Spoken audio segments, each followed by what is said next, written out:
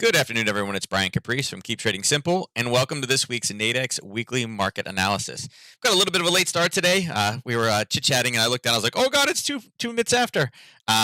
It's always fun when that starts. Again, time flies when you're having fun, and Todd and I were doing some catch-up. So I'll um, take that on me, by the way. he's claiming responsibility. Everyone, it's my fault. I was trying to be nice. I was like, "Oh, geez, no, it's no big deal." Like I said, we'll go ahead and get started, and we'll just dive right in today. For those of you that are back again, I appreciate you guys coming back out. For those either new, welcome. It is June 1st, so it's kind of crazy the way that this year is unfolding. It's we're not doesn't feel like we're halfway there yet, but I mean we're summertime. Kids are going to be out of school soon. For me on a personal note, now we are 21 weeks, so we are over halfway. So I know the year's almost halfway, but pregnancy wise, we are over halfway. We got the little one coming in October, so pretty excited about that. Lots of stuff going on. There was all kinds of news releases today. There's all type of comments today. There was OPEC meetings today. So unlike last week where we really didn't have tons to talk about, there's a lot going on this week. And again, it's the beginning of the month, and that obviously always helps. All right. So before we begin, let's kind of jump in. If you are new here, it helps when I'm on the right menu. There we go. For those of you that don't know me, I'm the president and CEO of Keep Trading Simple. I've been working with Nadex now for about, I want to say 4 years. I've done articles for them. I've done education seminars and summits for them. I do these morning broadcasts, or I do morning broadcasts, and as well as I do these weekly analysis sessions for them. And my goal of these sessions is to, again, I can't teach you guys the end-all be-alls for everything you need to know Nadex-wise, but each week I want you to take something new from these sessions, whether it be trying something new in demo or a specific level out there. But I want to make sure that it is beneficial for your time. And again, I appreciate you spending it with me. So I've been trading since about 2000, so I've kind of seen the ups, left, right, sideways. I've traded multiple different asset classes. Started the traditional way with stocks and traditional options. I'm not a 12th generation trader, so I can't say, oh, trading's been in my blood. No, it was me. I'd always been drawn towards the markets. I loved it. I couldn't get enough information about it. And again, in 1999, the internet was not quite where it was. Like YouTube was not really what it was today. So I would go to a lot of local, seminars and things like that to kind of learn and really kind of learn all the wrong way to do things. So the strategy that I use is a little bit different than what most people have. My charts look a little bit different. I'm a price action trader. I'm sure that's kind of the hot button. Everybody's a price action trader now. And then it's funny when you say that and then they throw 12 indicators on there. It's like, no, you're a technical trader, not a price action trader. A little bit different. I'm looking at candlestick formations, looking for previous buyers and sellers, right? I'm a supply and demand trader. I've created a number of different strategies that you can use with Nadex or actually elsewhere. The ones that have been coming kind of in the most, and I would say probably the most popular, is probably the 5-minute binary course. People love that one, but the main course that I typically deal with is the supply and demand course, and it works for Nadex very, very well, and it kind of carries over.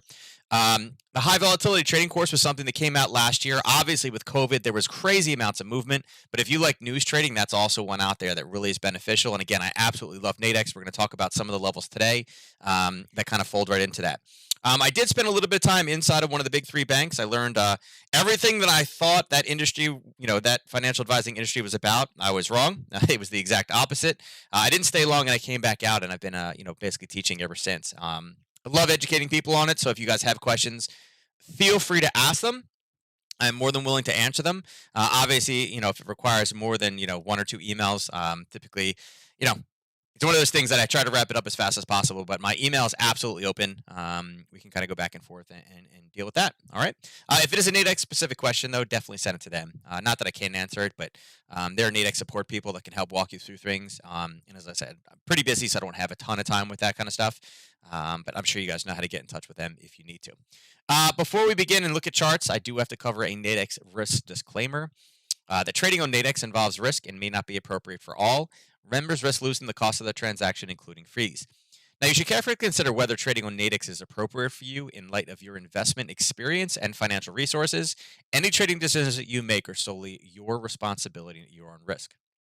Past performance is not necessarily indicative of future results, and none of the material presented herein is to be construed as a solicitation, recommendation, or offer to buy or sell any financial instrument on Nadex or elsewhere. Now, Nadex is subject to U.S. regulatory oversight by the CFTC, and Nadex is a registered trademark of the IG Group. You would think I had that memorized, and I almost do, but it's not quite there. Each week I kind of add a word here or there. It's kind of funny when I start thinking about it. Um, so here's our agenda for today. We're going to take about an hour. Take about an hour of your time. We're going to cover the upcoming news events. As I just mentioned, I absolutely love news trading. Last week was a little bit rough because there wasn't many news releases out there. Why I like news so much is it because it acts as a catalyst. Catalysts are basically the things that make the market move faster, right? Could we do the exact same style of trading with no news? Yeah, but it just takes a little bit longer, and you got to look at different things. Like I said, I prefer the fast and the furious, and again, a lot of that focuses around news. Okay, so we'll look at the upcoming news events for the best trading opportunity. Actually, this evening at 9:30 p.m. is one of my kind of quote trade of the weeks. One of the ones I love to look at the most. And again, I'll show you that in a sec. Then we'll go over and we'll look at indices. If you attended our session this morning, one of the pairs that we talked about, or one of the assets we talked about, was the Dow. Okay. Somebody was listening to that. I mentioned that there would be some profit taking coming in. Don't know if you guys saw it. Mentioned that there would be a knockout that most likely wouldn't survive the open, and it didn't. But if you had found a call spread in there, it did quite well. It was a reversal pretty much exactly in the level that we talked about. And I'll show you kind of where the rest of the levels I kind of see are for the rest of the week for that. Then we'll cover Forex. There's been a lot of movement in Forex lately. A lot of retracement. So it's been one of those things that it's not necessarily the best swing trading asset right now. But again, is Nadex really designed for swing trading, or is it more designed for day trading? And I have to say it's the day trading side. So Forex has been quite a cool place to play with Nadex lately. And last but not least, commodities. All right. Commodities basically meaning gold, oil, and silver. We talked about silver this morning and about how there'd be profit taking. There was so much movement in the overnight, and it did. It's gone straight back down again. Hopefully, somebody was able to grab that. I know silver is not something that everybody trades. It's kind of like I don't know, the third wheel, right? Gold and oil, everybody loves, and then there's silver. There's also natural gas. I know last week we mentioned natural gas in the morning session, and it did really great for the oil or the natural gas release on Thursday. Um, but again, one last thing before I forget too, as far as commodities go, don't forget that this week the oil inventory report will not be on Wednesday because of the holiday. It will be on Thursday. So that's one of those things that you kind of got to adjust for. Um, and it's always those ones that like kind of you're like, oh, is it good? Is it not good? You always got to make sure you watch it. All right. So with that said, let's go over and let's dive right into charts. Let me go ahead and pull the chart window up, and we will start with news for the week. Now today, we had a lot of early morning news. We had some amazing data out of Germany. We had some great data out of the UK. CAD GDP month over month came in a little bit better than expected. And again, we already know that the Canadian economy is moving in the right direction quick. ISM manufacturing came in higher than expected. And again, we're seeing this across the board. And although the Fed just keeps saying, yeah, we see inflation, but it's transitory, it's no big deal, we continue to see it get more expensive and more expensive and more expensive. And if you don't know what I mean by expensive, go out and look at gas prices and see what your gasoline is. In my area, I have one place, it just happens to be Sam's Club, one place in kind of my surrounding area that has gas that is less than $3 a gallon. I don't know where you guys are or what it is where you are, but like I said, it's like, oh God, it's $3 already. What's next? $4 by July? I mean, who knows, right? But again, seeing these ISM numbers, inflation starting to gain again, they're going to have to mention it.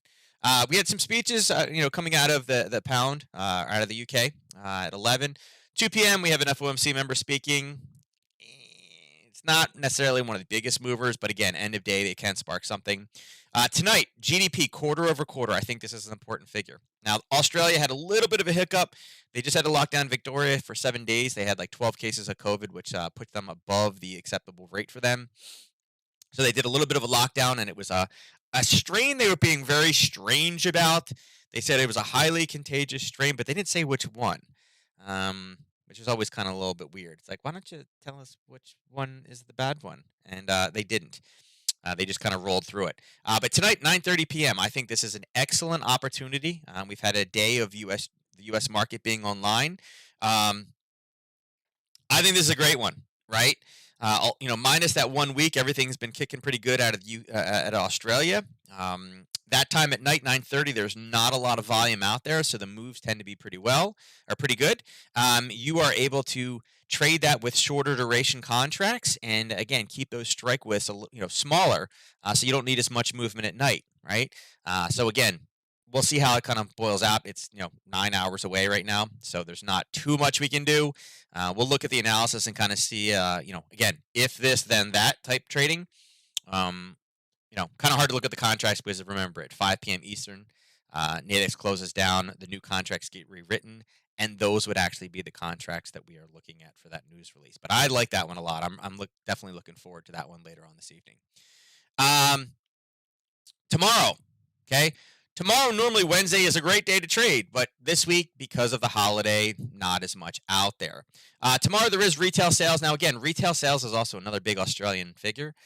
We'll see. I have a feeling there'll be some other headlines that pop up on Wednesday. It looks like it's pretty, anemic right now, but I do believe that there will be some other opportunities, particularly in the European session, and we'll see how that one goes. But again, retail sales is always a great number tomorrow night as well. Wednesday is the biggie as far as a lot of different news. We have the employment change data, again, expected to be not as good as before, but still pretty positive, right? We have the unemployment claims number. Again, the forecast is coming at 400,000, so definitely less than expected before. And all I hear about, on my son's team, a lot of the parents have small businesses. Like 3 or 4 of my parents own restaurants, and they said we can't hire people. We just can't find them. We're trying to get people back. So I expect this unemployment claim number to also continue to creep going lower. Now, Thursday we have ISM services. Now, services is what was really hit the hardest. Manufacturing has been kind of rolling a bit, but services is also starting to kick back up again, and I think that's important to kind of keep an eye on for Thursday. I think that could be a big one. And again, it's kind of like there's one good number at 8:30, and then the 10 o'clock could be bad, and then crude oil comes in. So it could literally be a ping pong match on Thursday morning. So I think should be pretty interesting as far as trading opportunity goes. And then at 11 o'clock, we have the crude oil inventory report. It's expected to be minus 1.0 million barrels in inventory. I think this is interesting because, again, have to see what the API number is. But the reason why I think it's going to be an interesting number is because, again, we're starting to get into that kind of holiday weekend. What's going to happen? What's the data look like? Did more people travel? Less people travel? Did people leave early? How did they get there? Again, I think it's a little bit harder of a. I think it's a little bit harder of a week to forecast, right? Now, again, they've been doing it forever, right? But I do think there's a little bit more opportunity this week for a miss. And again, don't forget, natural gas will also be on Thursday. And then Bailey speaking at noon. All right, now that caps us off for Thursday. Going into Friday. Friday, we got some big speeches, right? 7 a.m., we have Fed Chair Powell speaking, as well as the ECB president. So that kind of opens us up at 7 o'clock in the morning to kind of a retracement from the European Open, right? Or maybe even kind of, if it brings it down to a level, kind of a launching point, right, for both those currencies. Powell, I don't know. I mean, if the numbers this week, I just feel like Powell has to mention something about inflation. I mean, they keep talking about it's transitory, but again, he's participating in this, this panel, right? Central banks and climate change. How to manage expectation balances, et cetera, et cetera. Now, we talked about this last week, and it's funny. It's more hawkish. Well, we mentioned an article they brought out last week about Powell, about how the central bank used to worry about employment and inflation, and that was their mandates, and that's what they were focused on. And now, now the central bank is doing things like climate change. Okay, they are taking on more political size kind of bites of things. And the question is, are they no longer kind of an independent body? Are they swayed by political forces now? So this is one of those ones that, although it's kind of interesting, I wish it wasn't a climate change. I wish it was global recovery, or maybe the digital currency implementation or something along those lines. I wish the Fed would stay to what their actual mandate is, because at this point I feel like the more that they kind of meddle over, the more they're just going to get absorbed into the government, and this is just going to be another government arm instead of an independent body. Now, 8:30 on Friday, obviously, first Friday of the month, we have the non-farm employment change. Now, that's a biggie. That's considered one of the biggest market movers out there. The unemployment rate, look at this. The unemployment rate is supposed to get back down to 5.9.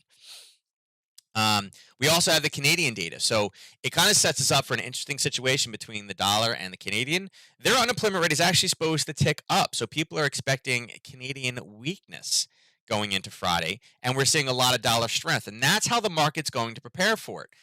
But with that weak Canadian data and the strong US data, the market will prepare for that. Could that potentially lead into a good trading opportunity if either of those two disappoint or miss the forecast? Yeah, absolutely. Right. So there may be some, maybe a very kind of interesting play in that one. Um, particularly and looking at it right now, I mean, these forecasts can change. But look, the unemployment rate is supposed to go up, but the employment change, although negative, is way, way down versus what it was last time. So again, it's kind of one of those ones like, well, that should be positive if they're only losing a little bit of jobs, right? I mean, how do you lose only 23,000 jobs and get a percentage point? But we can't fill, So I think there could be some disappointment on Friday. And when I say disappointment, not necessarily in a bad way, I'm just saying disappointment is in the forecast was not reached. It was whether greater or less than by a statistically significant amount to make this a market mover. And then IVPMI for CAD, and again, supposed to be higher. It's kind of hard to say, hey, listen, PMI is going up, right? That's good. That means your economy's working, right? Inflation, but yet you're supposedly this is going up. No, that's not how it works, right? Typically, this is not negative in a negative number, and this is not a positive number. That's not how those two things work. Okay, so we'll see. So, like I said, a lot of opportunity this week, 10 times as much as what we had last week. I think those are, it's always nice, but again, that's first week trading. Okay.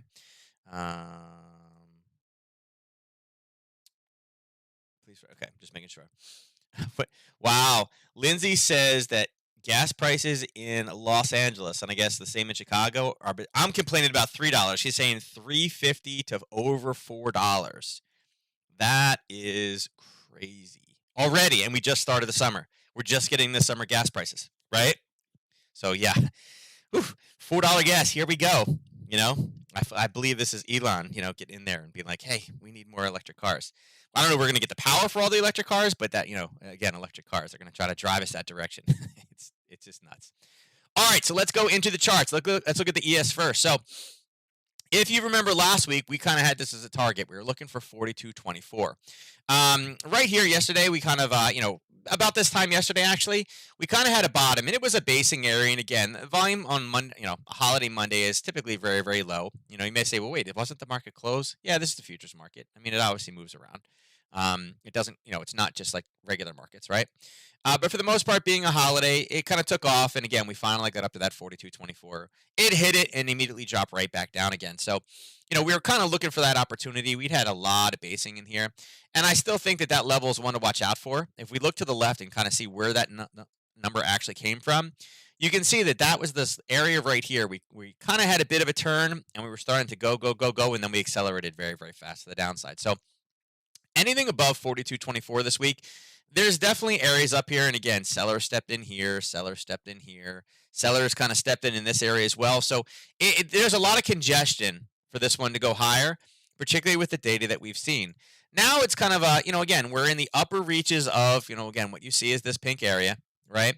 And the question is, how far could we actually drop? Now, I would say that it's important to kind of keep your eye on, and again, this is holiday Monday at noon. Do we put a lot of, credence into it? It's kind of like, kinda, but not really. You can look at the level down here at 41.80, right? About 22 points from where we are right now. Now, I'm going to just steal this because, again, this was that launch point that we talked about. Here was the actual trade. If I take this level here and we bring it down to this level of basing, we can see that although there's not really a telltale sign we have buyers, we have 1 touch, 2 touches, 3 touches, and kind of a bounce off of it. This area is probably not going to be a big holder. And you can see that the next real area we have was all the way down here. And this was a level that we were actually looking to take a short off of. Why? Because of this big push in price. So although there are some levels in here, and you can say that, hey, listen, there's buyers here, buyers here, buyers here, buyers here. I would say that, this is basically middle of the night trading. We have around 8 p.m. till about really, European session kind of, I guess, about 6 o'clock in the morning here, 6:30. So this is a much stronger kind of open. There was a bit of a gap there. I would say right now this is looking more negative, and we do have to get through this one little sticking point here at 41.90. But right now, based off of what we're seeing on a technical level, the force that it turned off, it pushed down, came back up, and immediately started to push back down again, meaning we have some sellers above. I would say right now today, it looks like this one wants to stay in the red and continue to push lower.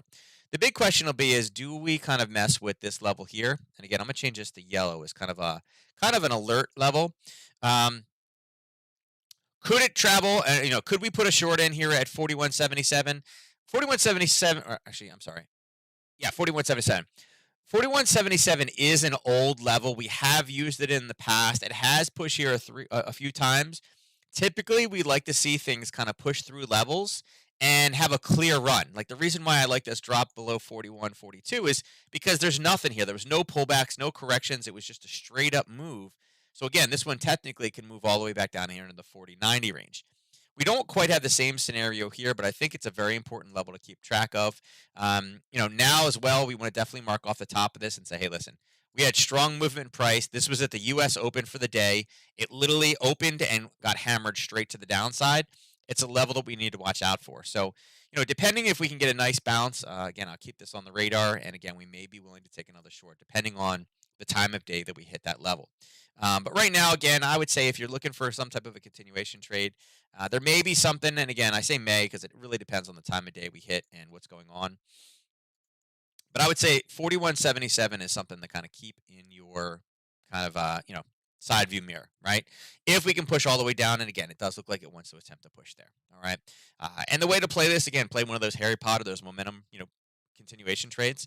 See if we can break through the bottom. And again, overall targets, though, would be sitting approximately here, 41, 41, 49, right? You know what? Let me change it. I forgot. You guys can't see the black well right there. Yeah, I think that's better. All right. Let's go to NQ. So NQ basically did the same thing. We had been up at a level here, and again, it got broke. We were talking about the next time it comes through, and again, it broke through. It wasn't anything spectacular. That was, Friday, right? And then this morning, we literally got up to it about 5 o'clock in the morning, held, and boom, collapsed at the open. It was a harder level to take. Again, we were really looking for this to come down. We really wanted this type of explosion by coming lower. And I think it's important to keep this on your radar, especially because, again, we bounced here. So this is important to know that we had buyer step in, buyer stepped in, buyer stepped in, although it did go deeper. The next time that pushes through, it shouldn't have an issue getting lower. So, there's a potential short there as well. But I think anything at 1350, what is it, 13,507, right? Coming back up to 13,609, I think is where we take off. And just like this is set down here as well. Let's see. I want to take this one there. Head there. I'm going to move this open for the European Open. There and right there. So the reason those two have been moved over because of the kind of the same thinking, right? If we're able to continue to push down today, and we can be there either of these two levels for both the European Open, right, or the U.S. Open tomorrow, those could both be launching points higher, right? Now, we do know that tomorrow, right, tomorrow is the 2nd, there is not a lot of news, and a lot of times no news is good news, right? So that could be a possible area for this as far as a reversal. But right now, I would say I'm also kind of negative thinking on this one. I do think it will come back down again. And if you wanted to drop this down to a 15-minute, let's see, is there a level? Nah, there's not really. I mean, there's a small little level right here that we just kind of hit, and it's attempting to go through back to the downside, right? But unfortunately, this is not really a level that we create a Harry Potter. So I would say, more bearish minded on this one more than anything else. And again, it is the pink level. Now, YM. Okay, here is the Dow position that we talked about. I mentioned sometime this week we are within one daily ATR. We got to get to 35,000. It's there. It's like within striking distance. Every time I forget which one it is. The what's the Greek myth? The guy with the that had the wings, but they were made out of wax, and when he tried to fly too close to the sun, the wax melted. It's I feel like that's what this is, right? It's kind of Icarus. Who is it? Icarus. Icarus. Yes, I feel like this is like an Icarus situation, right? Here was the UK Open. We went straight up. Here was our session this morning, and I mentioned, hey, listen, there's a level here. It's a small 30-minute level. I mentioned that, one of the ways that you could have played this is, actually, I'm sorry, that was oil, but mentioned kind of the same thing, right? It's a longer duration. We're right at the open. There's going to be profit taking stepping in, right? And as soon as the U.S. trader stepped online, remember, yesterday was a low volume day, and from here yesterday up, low volume. Here's the big money stepping back into the market. He immediately hammered it back to the downside. We've almost completely retraced from the European Open. And again, ways that you could have played this, we mentioned this before. We talked about it in the Golden Oil Education Summit we had a few weeks ago. I asked Todd last week, and he confirmed that yes, these videos are all online. You can go check them out on the Nadex webpage, or I believe YouTube as well. The three best times to make trades are one at session open, which is exactly what this is, news, and then after news retracement. Here's a session open into a previous level of sellers that you could have set something up. And again, this is a decent runner, right? I mean, so far we're down, what, 204, right? 204 from 9 o'clock till now. And actually, most of the move happened in the first, what, 2 hour, in the first hour. That's a lot of movement. You could be done for the day just based off of that trade. And that's why it's important to know where these areas are. Okay, this was a very easy area to figure out. But I am going to say I still think there are opportunities for this week to not only retrace this loss for today, but it only takes one or two headlines for us to have, put in a decent green day, and then just one kind of push. Maybe Pal does it. I don't know. I mean, Pal has the ability, but I still think 35,000 is on the plate. Like yet last week it was that 42.24. This week I really feel like this one, it has a valid intent to get up there. There's so much news with non-farm and everything else. This is the week, right? This is the week to get up to 35,000. But right now, again, this was nothing but profit taking from a very strong European session, an uncharacteristic European session higher. And again, this is that parabolic retracement. Parabolic move up, found a level at a session open, roll over, push back to the downside. And again, the way you play these is with a short duration call spreads. You can do it with knockouts as well, or the shorter duration binary contracts. All three of them work for session opens, particularly the immediate kind of step back in after a holiday, right? The Tuesday after a Monday holiday. Great push to the downside. Now, areas where we're going to watch out for, and again, we're kind of having issues here, right? We talked about this one as well as an area of interest, and that's what it ran into. I would say, we have a little bit of a confirmed level. I'll leave that down there. I'll steal this one right now. Just bring this across. We already know that we have a little bit of a test coming in right here around the 34,410 level. There is obviously some selling, and again, these were kind of the overnight levels on a holiday, and again, this was the European session open. I would assume we're going to have some problems down here at 34,500. An area, though, that I would be willing to kind of, get in there and maybe look for a potential bounce off of, though, is this 34,410. The reason why is because, again, here is a tested level, right? But originally it was formed back on the 27th, right around 2 o'clock in the afternoon. And I really like how, if you look at this, I really like how those wicks are formed, right? We had a wick here, and then we had a test in, and it goes higher and higher and higher and higher and higher, and then boom, it explodes off. And again, this was a prior level that we were looking for it to break anyway. And it did. It broke, came back, set that new level, and then punched higher. So I think right now, again, we stay negative. I think we start hiccuping or slowing down somewhere into this 34,500. I think some type of reentry to the top side is at 34,410. And again, it could be one of those scenarios where, again, we get over here and we look for the European Open. Whoops, I don't need a gigantic one. Right here. And change that to black. I have no idea why that did like a incredible Hulk size hand there. Right there. And again, that's the European Open. So that could be a probable target / rollover point for tomorrow. All right, so that is the indices. Let's roll into the currencies, right? So this is a funny one. So the Australian dollar, I mentioned it. I think we have a great trading opportunity tonight. This is one of those ones that it's a little bit of a trap, right? A little bit of a trap. Everybody knows if we focus on just this, you're like, I know what that is. It's a double top, right? Yeah, you could say that it was a double top, but it was also a level where we had buyers stepping in and stabilizing. So had you taken this one when it broke through the neck right here, right? Because again, you guys know this strategy, right? You measure this up, you go back to the neck, and again, the neck would be more or less the bottom of this, right? The second it broke through, and you should have targets down here, right? Oh, when it breaks, it should go all the way down. The second you would have sold playing in the double top, what did it do? Boom, it went right back up to that same level. So right now, it's kind of squished in between an area of buyers and sellers. In actuality, this if we come back to the basing level over here, right there, you guys can see exactly what that bounced off of. There, and there. All right, so it's been kind of one of those ones that's flirting back and forth between two different well-defined levels. I mean, it's a bounce of about 34 pips. I would say either of those is probably valid. I really like the 77.90 and the 76.86. those are better areas for news releases. You can see it's coming in right here. Could it get to either of those two? I mean, it can, but it needs to do 33 pips in the next, what, 9 hours? Could it do that? Sure, it could, but it's got to definitely punch through. Even though it's got three, it's got to go up. And I like that for a short. It may not hit it today. I don't know. Maybe it comes down and tonight's news is what drives it up. And then again, that could be a rollover in the overnight. I do like the 76.86. And again, it's got a ways to go. I mean, it would have to drop 74 pips. Not very likely unless there's some type of blockbuster news. This would be like something along the lines of that they're going to call an emergency meeting to talk about inflation. That's not the headline. I haven't seen that headline, but that's the type of quality headline that you would need to see for it to drop that much before the news tonight. That's a lot. Could tonight's news? I mean, if if there's a report with it, could it drive it that far down? It could, right? But remember, the 77.90 and the 76.86 are kind of extreme levels. So right now, we're dealing more with these kind of lower levels.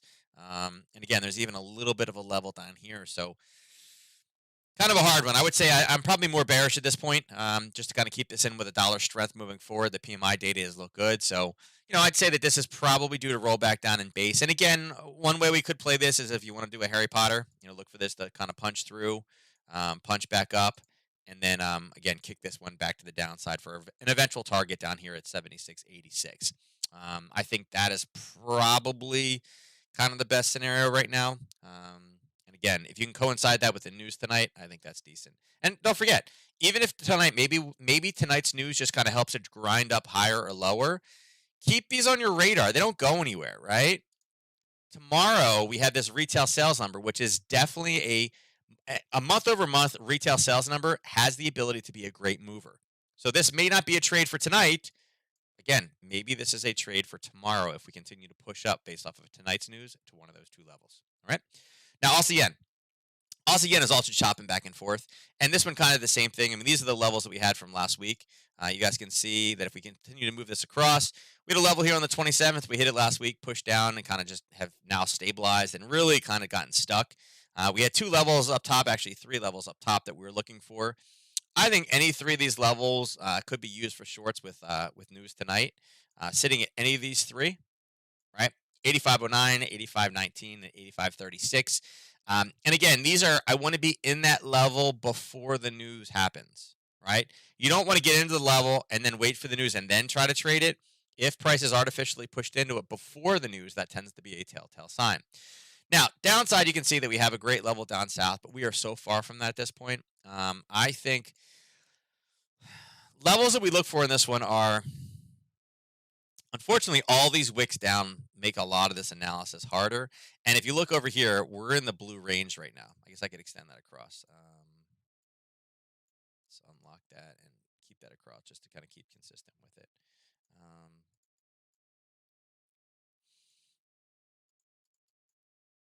There you go. So you can see we're kind of in that no man's land. So we're really looking for this one to go up a bit more. And the Aussie dollar, Aussie yen, if they both go up a bit higher, again, that's where we're getting that kind of roll over the downside. So I do like this more for a short. And again, that would actually be some yen strength coming back in. Downside, finding something in here to go long off of, a little bit harder. I mean, there's a small level here, but it's been hit 2 or 3 times. We take the lower level here again, hit, and this is a third hit. So there's not as many high quality levels down there. I would say probably over into this range. Again, we don't need this one. But I'd say probably down here into the 84.33. But it's got to move, what, 60, 70 pips to get down to that level? I mean, again, if it does it today, that's kind of more of a retracement. And again, maybe we use that. We don't need this one anymore. We're going to pull it here. Maybe we use this as far as a profit target to the downside, right? If we have pretty bad news, look for a push to the down. And again, that could be a potential, this could be a potential reversal, right? If we have extremely bad Australian news that punches it down into that level, look for a bounce and look for a rollover back up top. Okay. Euro pound. So here's Euro pound. Again, this was a tested level we had from the past. Last week we talked about being high, getting this one up, pushing for here. We talked about a lower level, and again, this one we were expecting it to break, and again, once it based in here, it went lower. We were looking for a Harry Potter trade south. Unfortunately, this hit kind of in the afternoon late, and again, it's been a level that is obviously base, came low, came high, bounced off it again, bounced and based off of it again. kind of gave us the pullback. It's one of those levels that it's been a pretty popular level at this point. We're gonna keep this. Actually, I don't need it right now. I would say right now, again, there's a small level in the 30-minute. We've pushed kind of like literally to the brink. So, taking the short up top, I would say, it's okay. It's over the 3-1. It is sitting. Yeah, it would be at a 5-1. The 3-1 is sitting right there. Okay, but it's not a very big level. It's one of those situations where it's we're talking about a 4 or 5 pip range here. It's not really anything super crazy. So, for me, I actually like this one. If we can break through, I think we can get a breakthrough of 86.16. I think that is better. I do like that. That kind of falls more into my pound strength type belief right now.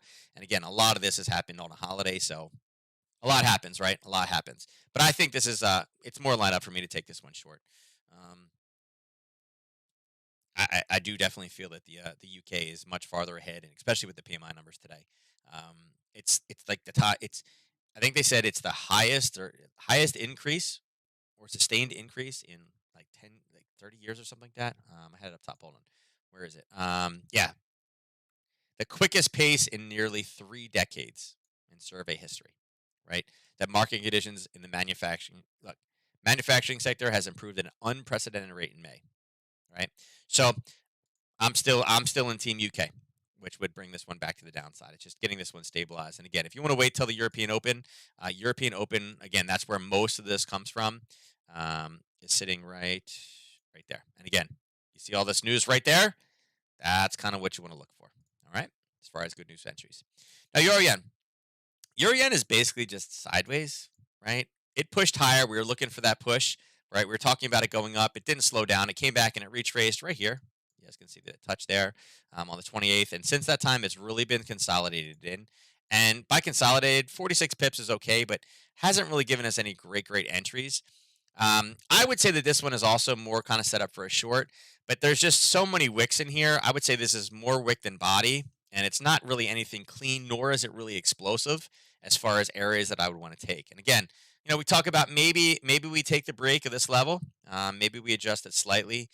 We can come up to kind of in here when we break it, and then we look for kind of a retracement of this big explosion.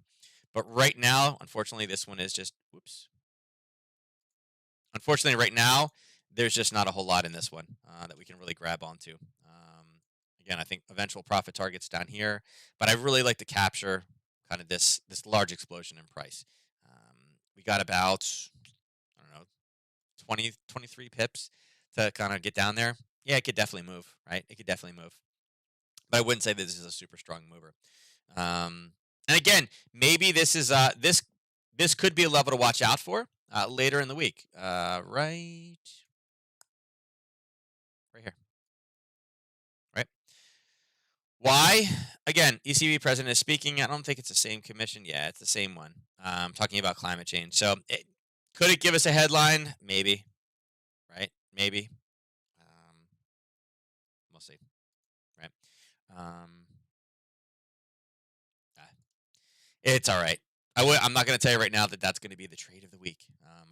I think the Aussie still has it. But again, I'd keep set yourself an alert 133.60 if we get a break. Again, look for a potential short to the downside of 132.96. It's only about 60 pips, but could be a decent trade. Now, euro dollar I think is more at risk. Again, we had this last week. Let's clean these up. We had multiple breaks. We had this. We don't need this anymore. We don't need that level. Let's pull this. Yeah, we'll pull this across. We're gonna focus on this level right here.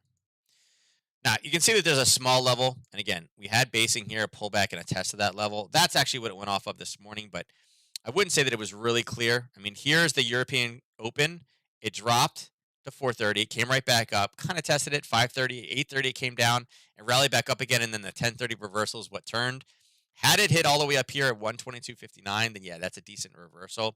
This one kind of got a little bit out ahead, unfortunately, and it happens. There's not a whole lot we can do about it. On a 4-hour basis on this one, though, let's kind of adjust the curve. I wanted to bring it forward. Bring these out.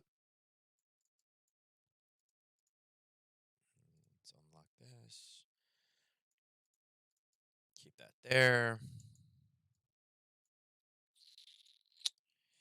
Let's see on a 2 hour.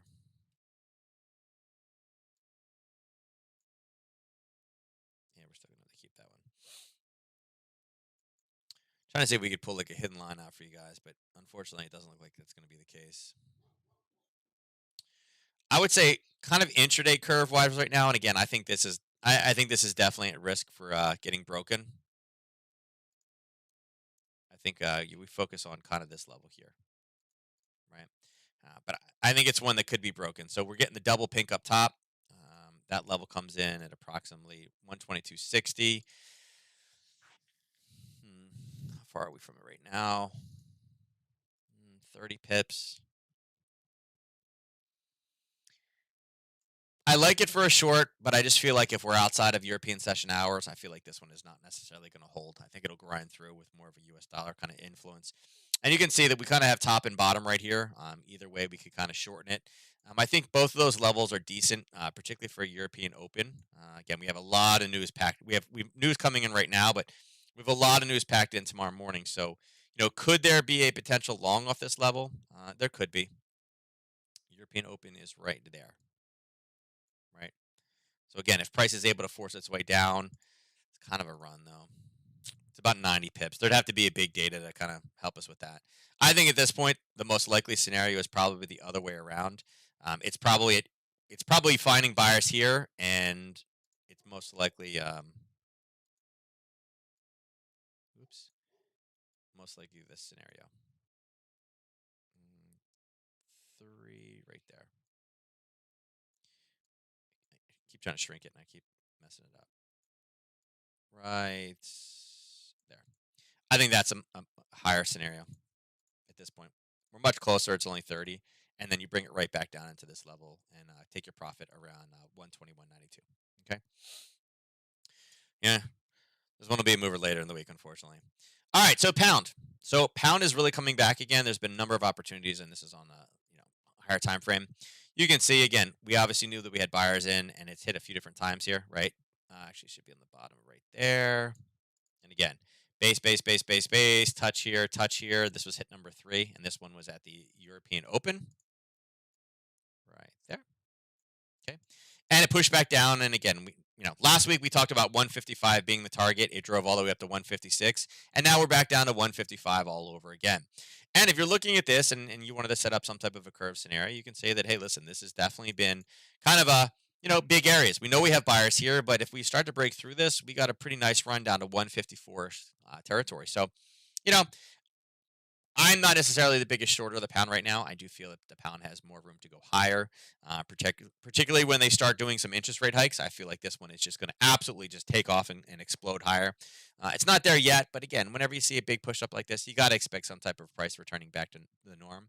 Um, and again, this was great European news, or great pound news. And again, that drove it higher. Now we're looking for the reversal and the profit taking back to the downside. So we're in no man's land, but I think 155 is important. And you can see it's not a coincidence that it literally hit and bounced right off of 155. Very large psychological level, ending in a 5 or double zeros is always big. When you combine those two, again, quite a large target. And you can see the same scenario happen here. It went up, it pulled back, and again, impulse, correction, impulse. Now we have kind of this impulse correction, impulse correction, impulse correction. I would expect the impulse to continue to drop lower. And again, my next overall profit level would be sitting right here. Right about there. Okay. 155.26. Again, that's the last time buyer stepped in. Right there. Okay. All right, pound dollar. Pound dollars is similar, and again, this one came back up to the extreme. It ended up punching a little bit higher, and again, this is a European Open as well. You could have taken this in the overnight, boxed it off, and again, European session open right there, right there, actually, where the peak is, where it touched it. So again, we'll remove this; it overlaps. Right now, I would say this one is pushing, but it does have a level here that was tested. I think if we hold firm in here, and again, we can just move this one forward. We'll move it to there, adjust it across, and then we'll lock it so we can see it. Let's see. This one went up. Let's pull those off. We don't need this. We can move that. This one based. It bounced there. That's fine. We'll just keep it clean for there. I would say this is a kind of a hidden level to watch out for right there. And again, I like the base. Strong push, one candle base on the 30-minute, pushed up, came back, retested it, and then launched itself off. So, you know, I think right now 141.46 is the level to watch out for. Could it be a bounce point? Sure, it absolutely could be. It was a decent run now. It does have a double bottom on wicks, which I don't necessarily love, but a push down, a pull back up, and a base and then higher, then we take off. If it comes down and start bases, look for this one to collapse, in which case, then again, our next time that we're buying is 141 flat. Okay. As far as going higher from here, no, not really. And like I said, if we break through, I wouldn't be surprised if this one comes all the way back up. But this was such a big push; it was right at a session open. So again, keep your eyes on 142.40 as well. Okay, I'll just move this across, make it easy for tomorrow. Okay. Dollar CAD. So dollar CAD's returning back up. So dollar CAD, we had a level here, and I'll push this one on. You can see that it stabilized itself, and again, 1, 2, 3. Then it based. Again, we're expecting this one to fail, right? It's number 4. Came through and based. Yep, it's going to fail. And then boom, crash back down again. And right o'clock, right at 10:30 in the morning is where a reversal was for the morning. And again, not really a whole lot of news in there. We were really looking for this to come all the way down in 1983. It got there about 20 pips. We missed the reversal by. And not surprising, again, holiday Monday messes with the dollar. We had a level of buyers. It hit for the third time at the European Open this morning. Again, hit number 4 is what we expected to hit as soon as the base was the telltale sign. So was there a short in here? Yeah, it dropped about 25 pips from when it finally broke through, but not the ideal situation. Like I said, we're kind of in extreme. We're waiting for this one to come farther lower. And I do think this one continues to, again, once we find the sellers, there's some sellers stepping in right here as well as some sellers in this level. At an extreme level, if we could rally all the way up there, I love the 129.30. Right? Whoops. 129.32. Love that level, but we got quite a bit of ways to go until we can really, kind of get up to that one, right? But I am overall short this pair. I do think this one comes back lower. And again, remember, 1983. I'm sorry. I don't know why I keep saying 1983. 1981, right? I guess the bottom of this is 1983. Larger time frame level. This is based off of 4 hours and dailies. So again, waiting for much more of a kind of a target down here to kind of suck in and then provide maybe a decent rollover, and then we look to go long. But right now, I'm going to stay, short the dollar CAD. Dollar Swiss. So dollar Swiss, look at this. You can see that we had quite a lot of buyers in here, and again, we touch, and then just boom, got hammered down. European session started right here. Man, the dog is hearing all kinds of stuff. I don't know. Did any of you guys have right there is the European Open? Not necessarily the best entry, right? And then the U.S. Open started, and we were already down here. I don't know. Do any of you guys have animals? Like it's like a diesel truck outside with the cicadas right now. It's driving my dog. Like she's just batty, right? She's been acting weird for like 2 weeks now. But we didn't have any cicadas all weekend, and all of a sudden, bam, sun came out, stopped raining, and now it's like there's like 3 diesel trucks sitting outside of my house of the cicada noises. I don't know if it's all animals or just I have a weird animal. Who knows? As far as dollar Swiss goes, I think this 89.33 level is good. We are only sitting right now about 27 pips. I think once this finds some sellers, if it doesn't rally all back up again, and if it does rally up again, I think there's another short opportunity in here. There is some Swiss news later on this week. You can see right here that, let's see. What are the policies currently? That's the Green Swan Global Conference. Man, I'm all for saving the planet, but I need you guys to have just like normal news. Give me like real news, not like I'm gonna do the opening for the Swiss.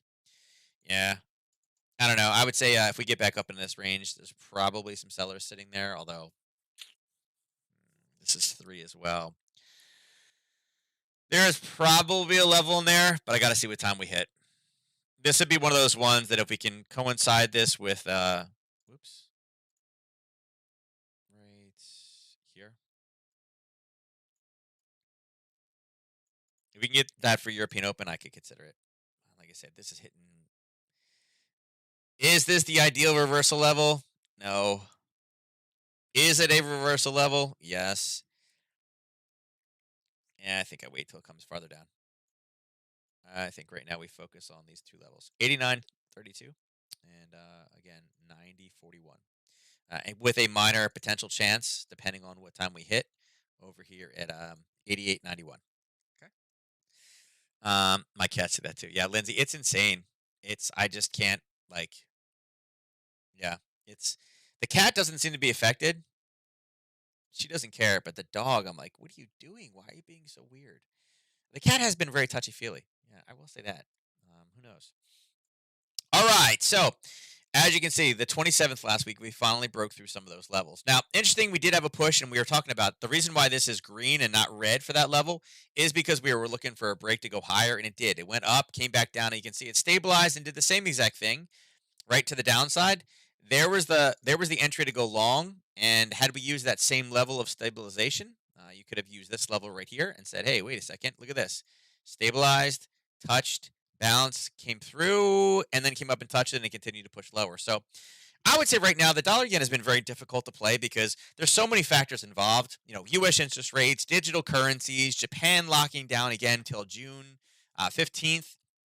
So there's a lot of factors that have made this one very difficult to trade. Right now, it's moved down 0.08%. You can see in 24 hours, it's moved a total of 6 pips. So it does look like this one has been great for trading opportunity. I mean, it looks like it's like this, right? But in reality, it's kind of more been like this. It's been rather weak. So there's been some small minor things in there. And again, if you use the same level, again, we bracket right there. These levels are actually quite tiny. We're talking about, I guess it's like 7. So, I mean, it was an all right trade for this morning. Here's again, this is yesterday morning's European Open, right there at 3. So, right there. Could you have taken it yesterday? Sure. I mean, today, European Session Open is here. And then again, here is the U.S. Open here. And pulled it right back down. So really no true trend in this one. And, funny enough, if you want to bring this across, you can see what it's bouncing off of is that old level at 90.26. Um, don't really have a great setup today on a Tuesday for this one. I think wait for this one later in the week.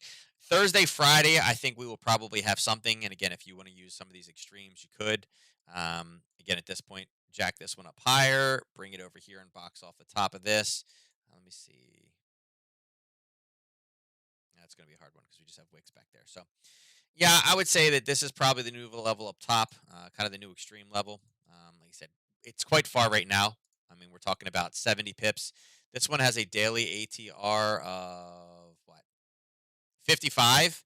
So, not unfortunately, not really the biggest mover, and that's about 2 or 3 days worth of movement straight to the top side with no pullbacks. Is that I think we see where we are in the next couple days, and then maybe take this one, take the appropriate action. But unfortunately, nothing here. Let's go across and look at oil. So there's oil. Earlier this morning, we covered this one in the Nadex presentation. We waited for, we assumed that this one was going to break through. It had been hit a few different times at 76. It did. It went higher. Ideally, I mentioned 69.60 was the area that I liked, but we had such movement in this one from the overnight, actually, really from yesterday, actually from last week, I guess. The European Open yesterday was kind of this little bounce here. We talked about taking profit, and it did. I mean, here's where the UK Open started, right here. Actually, this one's off. It's right there. We're at the exact same spot. So all of the push up from the European session has now been pushed right back down again, and oil's in the same exact spot. So, most of the movement came from yesterday.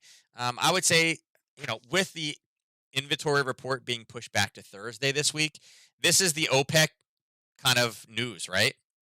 If you don't know what I'm talking about, OPEC says that they recommend keeping the hikes in January, basically reducing, getting more supply out there, right? Well, talk about manipulating the U.S. trader.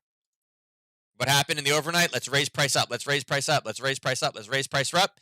All of a sudden, hey, we're going to keep those hikes. We're going to produce more oil. And then boom, the price comes back down again. So, this is one of those great lessons. When you want to sell something, when you're expecting bad news, what do? Do you let the price come down so you can sell it down here when it's cheap? No, no, no. What you do is you jack the price up and then you sell it up here where it's high, and then you buy it back down here when it's much, much cheaper. Again, just standard kind of, not market manipulation necessarily, but again, you buy low, sell high. When you need to short something, you sell high first, and then you buy it back at a lower price. At the end of the day, it really hasn't changed price. It's all the push up in the European session was completely rewritten in the first hour of the US session. I'd expect it gets a bit slower right now. Um, and actually, I guess let me mark that off. Let me bring this back up to the 30 minutes. We got to stay consistent with this. 3 o'clock is here till 8:30 is there.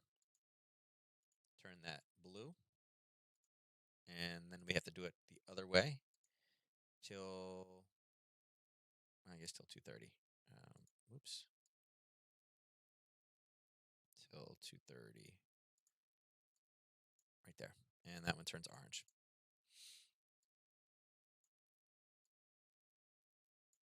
There we go. So yeah, so how about that for an actual big day? And well, I didn't do one for Friday, but we can do it for Friday at another time. Okay. Yeah, all the way up. U.S. trader came in, all the way back down. So yeah, completely wiped out. This one is still off a bit. I guess it's not bad. Okay. Right now, I would say we need to wait for this to go higher. I would really, really, really, really like, so if anybody has some inside people, if you guys want to talk to them, be like, hey, listen, we need to jack the price up and then have the oil inventory report over here for later in the week. I'm all over that. I think that's a great level. I would love for that to happen. So if you can have your people call my people, let's make it so. But no, in all seriousness, 69.70 is a level that we're waiting for it to come up to. It is farther back. It is a higher time frame level that was revised back down again. So I do like it up there. I will tell you, when we start getting up that 69.70, 70 is going to be a psychological figure that a lot of people talk about. Being at 68.20 now, it may seem like a ways away, but the daily ATR right now for this one, I think is dollar what? $1.80, right? $1.80 is the ATR. That's what the average is right now in one day. And again, that 1 day's worth of movement is right there. There's your dollar. There's your ATR right now. So if we flatline, don't do anything today, we are 1 day away from oil being able to pop up. And remember, the average 2 range is one of those things that it takes the average over the last number of days of what the movement is. That's what can happen. We're 1 day away from that. And again, with no oil inventory report tomorrow, could we rally back up again for a bad oil inventory report? Sure. Could we baseline and do absolutely nothing for a day? Absolutely. And then that could be a launching point. If we pull back down looking for buyers down here, could the oil inventory report drive us all the way up to the 69.70? Absolutely. And then that would be a wonderful kind of rollover if we were able to catch this one after the oil inventory report. All right. Now, gold. And gold's kind of popping back and forth. 1910 was something we were looking for last week. You can see we hit it. We bounced again. We bounced again and again in the European session. European market opened here and we really pushed gold down. It came back up again, and then the U.S. trader stepped in and pushed it down. The PMI numbers have been great, but really the Fed's lack of really having, wanting to do anything on a substantial level has really hindered this one from really going much, much farther. I think 1880 is a level that, if we can get down there later in the week, I think that's a valid area. We talked about, this one opening up here, and it didn't. It ended up taking it over here. And again, this was a U.S. trade open on the 28th. Right now, it's kind of probably the same thing. I mean, for gold right now, keep it marked off. Gold right now, we're looking for, if we can push down to here for a European session open. But, really, I would say right now I would say all eyes should be looking for this one to go higher.